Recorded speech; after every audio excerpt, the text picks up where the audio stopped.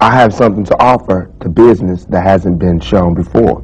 You know, I have a whole energy that represents not just black youth, but white youth, Mexican youth, you know what I'm saying? That change right before you go from being 18 and unresponsible to when you go to being like 21, 22, and the whole world's on your shoulders. I believe strongly that my audience empathize with me because I show that side. I show that emotion, raw, uncut, good and bad. And so I think I can bring that more funnel, more directed into screenplays, more albums, producing, managing. You know what I'm saying? If I can figure out just how to control it, I can use it on a lot of different levels. Man, I'm almost more in awe of the people in awe of me than they are of me. You know what I'm saying? I trip off because it happens out of nothing. It just goes, you know, everybody just be screaming and acting, and I just trip. I get uncomfortable, and it's like similar to a deer being caught in the headlights. So me with just words, it's like a battle to find the right words to say at the right time. I'm curious when you think about the idea that you do have that kind of control over so many people, in one sense, the whole idea of being a role model comes up in the imagery. And a lot of people who know you, and I talked to them beforehand, suggested that, hey, you know, when you meet him, he's going to be something entirely different than you imagine and what the media is portraying him. What about that idea that you have been portrayed? And sometimes, I mean, to be honest, you like the portrayal of you just hard, thug. That's right. Don't step on me. That's right. You're in trouble. That's right. Yet there's another side to you, too.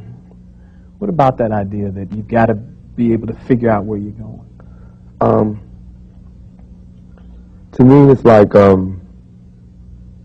it is my sensitive side that likes to blow up the hard side, because if my image or my reputation can stop a confrontation before it happens, I'm fine. You know what I'm saying? I know how it is day to day. It's a constant man ego check going on in this street, in this world. So part of that is just like, you know, that's my resume. But as far as the media, they look at it as something different. They don't care about my resume. They don't care about me not getting in trouble. It's just another story, you know, and it's a real story. They don't have to pay for it, and they're going to milk it for all it's worth. As far as people, they want me, when they first see me, to humble myself. They want me to be like this and da-da-da, just because they're scared of me. But I don't feel like that's my job, to humble myself, to show you that I'm not a threat. I'm not a threat unless you're a threat to me. You know what I'm saying? So when people say, when you meet Pac, he's different than he is, because when somebody one-on-one, anybody one-on-one, I believe, honestly, that I can talk. I believe that I have the ability to reason. I have logic. I have compassion. I have understanding. If we talk, there's no problems. You know what I'm saying? But that's not what happens. People use what they heard in the media, and that's how they come at me. And then, you know, we got to clash. One of the things that you read in the media is that you're angry, that you personify your generation, that you just got some angry folks out there, and you're one of them. I'll put it to you. Are you angry? Are you angry with what you see society is about? Yeah. I'm extremely angry, confused. You know, a lot of the times I sat up in court, I couldn't defend myself. You know what I'm saying? And it wasn't like the things they were saying about me were beyond my comprehension, or the things that I could say weren't going to help my case. But because, it's like being exiled, you know, from society. And that's how I feel. And this whole, the anger comes from, I'm tired of waiting for my past to get into society. We got to find pride in ourselves, you know what I'm saying?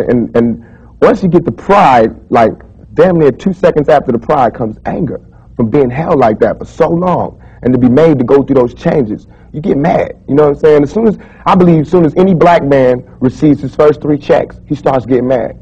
Because it's not about the necessity of having to have a job and having to pay and having to do that. You don't care no more about the smiles and the, you know, yes, massa, because you done got paid.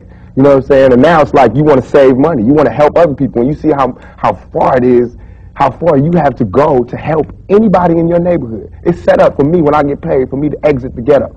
You know what I'm saying? The only reason I've had these problems is because I haven't left yet. And these problems don't come from a white man. It comes from just society, the problems that we have. Let me put this to you. A lot of people tell me Tupac is, for the most part, a nice guy. This old thug thing, hype. Good for record sales. Helps him identify with the young people who are out there and angry, who would maybe label him a sellout, like they did Hammer, if he didn't have that hard side.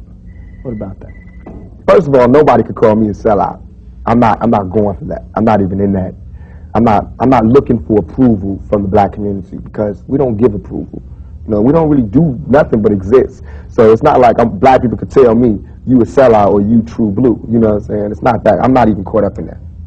But I can see that, you know what I'm saying, the one thing we do have in common as black people is we share that poverty.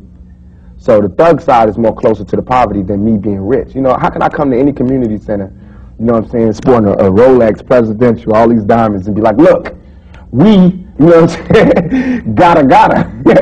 But now, when I say we, they know what I mean. I'm not saying like I live in this neighborhood and but I'm a thug, and they thugs. They can relate to it. I don't even have to say that, you know what I'm saying? When I come, I don't have to say I'm real. They already know that, you know what I'm saying, from me being me, from not pushing the thugness, but I know from the business that everybody in this business is always whispering in your ear about what you can't say, what you can't do, what you can't wear in this world and in this world. It's two worlds, a white world and a black world. All I did was stand in the middle, you know what I'm saying, and say I'm living in both worlds. I can go to the streets and survive, and I can go out here and do my business out here.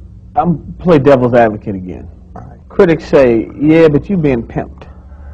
You're being pimped by the record executives who will allow you to do your thug life because it portrays a certain black. I mean, you've heard it, that if you were just a singer, you wouldn't have the same record contracts you have. Right. But because you portray the thug life, the gangster rap, they've allowed you to make that money. They've allowed you to push and make your platinum. I beg to differ. You know what I'm saying? I'm getting pimped. That's true. But just like how a woman would be, you know what I'm saying? Anybody to be pimped. You know, it's like, it's not that you get pimped, it's how long you get pimped. You know what I'm saying? Because if you really look at this situation, it is not I who's being pimped. When you look at the white kids with Raiders hats on, it's the white folks getting pimped. You know what I'm saying? Because I'm making their future. I'm writing down their curriculum. Right now, what I write in my album today, when it comes out in 2 months, that's what white kids is doing. So who really is getting pimped? What I'm writing in my raps is what the white kids is going to be saying to their mamas and daddies when they come home. Who is getting pimped? You know what I'm saying? I'm a high school dropout. You know what I'm saying? As far as my teacher told me when I was in high school, I ain't going to be, you know what I'm saying? I just got to, it's going down. You know what I'm saying? It's going down. You know, everybody's getting pimped. Whether you work a 9 to 5 or whether you work for yourself, you're getting pimped by somebody. That's not the crime. The crime is how long you allow yourself to get pimped. You have to come up. Everything is a come up. Everything is a struggle. You start from the bottom, working to the top. I asked Shakur about his feelings on people like New York Minister Calvin Butts and the Reverend Jesse Jackson, who have been critical of Shakur and others for the gun-toting image many young rappers have. There's nothing criminal about bearing arms. You know what I'm saying? Nothing. Only the press and the media make you think that a black man arming himself is illegal or criminal, or that he wants to arm himself to rob a liquor store or something. You know what I'm saying? That is for me to defend myself, and it should always be.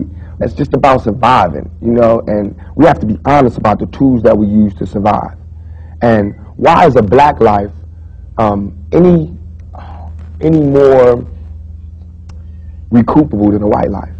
You know what I'm saying? We know that they don't put the same security in the ghetto that they do in the whites in the white neighborhood. So therefore, for me to be out here saying don't, you know, put your guns down and no violence, that's hypocritical. And if I didn't talk about the violence, everybody would act like the violence wasn't there.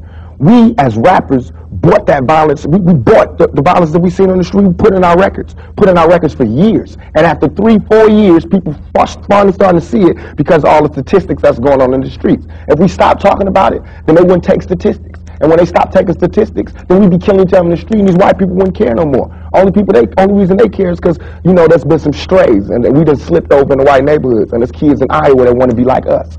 You know what I'm saying? There's kids in Indiana that's trying to be like us, because they can relate too. You know what I'm saying? You even admitted, I don't live in that neighborhood anymore. There's no real reason for you to carry a 9mm. Don't believe that. Why? In 2 years, I've had a gun pulled on me by my limo driver, by police, by everybody. You know what I'm saying? And I better be. You know what I'm saying? I've been attacked. You don't read the papers about these skinheads trying to blow up black churches. Why? They see me as the enemy just like y'all do. You know what I'm saying? They can come to my house and sit outside my house just like anybody else can. a skinhead. And once my life is gone, it's gone. Can't nobody give it back to me. Not the judge, not the president, not the governor, not Calvin Butts, not Jesse Jackson. They can't do nothing but come to my funeral and talk pretty about how black people suffer. You understand? And as far as Jesse Jackson, my first acting job was at the Apollo Theater when Jesse Jackson was running for president in 1984. It hurts me for him to say anything negative about any rapper because we supported him. He should support us. You know what I'm saying? As far as his image, you know what I'm saying? What was he? What was he doing? You know, he should be the last person talking about gun violence when he sat right there while Martin Luther King caught one in the neck. You know what I'm saying? Things ain't really changed that much. I swear to God, nothing I ever say is meant to be something where innocent people get hurt. Nothing I ever say is meant to be like a end all, let's go do it right now. Nothing. Everything I ever say, and if any, this is so we can set it clear, anything I ever say